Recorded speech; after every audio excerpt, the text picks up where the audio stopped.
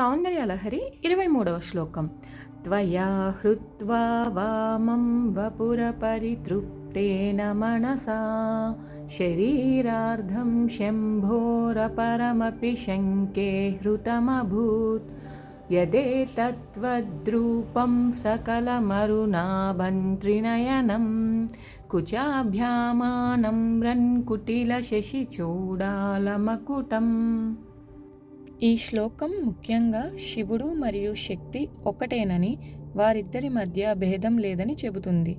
భక్తుడి కంటికి శివుడు కూడా అమ్మవారి రూపంలోనే కనిపిస్తున్నాడని చెప్పడం ఇందులో ఉన్న భక్తి యొక్క పరాకాష్ఠ.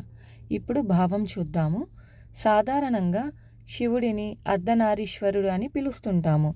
అంటే ఆయన శరీరంలో సగభాగం అంటే ఎడమవైపు అమ్మవారు పార్వతీదేవి ఉంటుంది. కానీ భక్తుడు తన్మయత్వంతో అమ్మవారిని ధ్యానించినప్పుడు లోకమంతా అతనికి అమ్మవారే కనిపిస్తుందని అర్థం. చివరకు శివుడు కూడా ఆమెలో లీనమైపోయి శివతత్వం కూడా శక్తితత్వంగా కనిపిస్తుందని ఇందులోని ముఖ్య ఉద్దేశం. ఫలితం కోరుకున్న కార్యాలు, ముఖ్యంగా అధికారం, ఉన్నత పదవులు ఆశించే వారికి ఈ శ్లోకాన్ని నిత్యం పారాయణ చేయడం వల్ల విశేషమైన ఫలితాన్ని పొందుతారు. స్వస్తి.